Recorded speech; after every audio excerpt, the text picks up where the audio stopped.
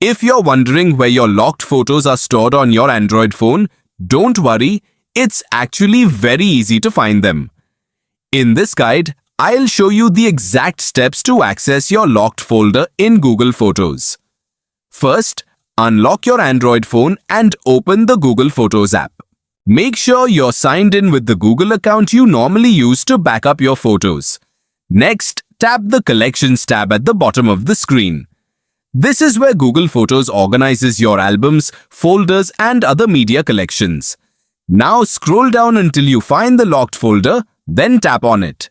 If you don't see it right away, keep scrolling because it's usually located near the bottom of the Collections page. Before you can view your private photos and videos, Google Photos will ask you to verify your identity.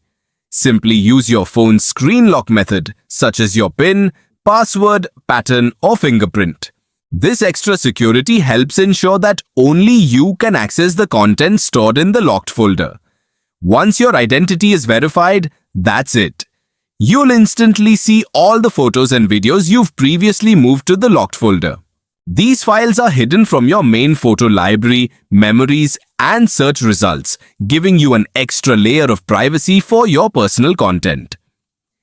If the locked folder appears empty, it usually means you haven't moved any photos or videos into it yet, or you're signed in with a different Google account.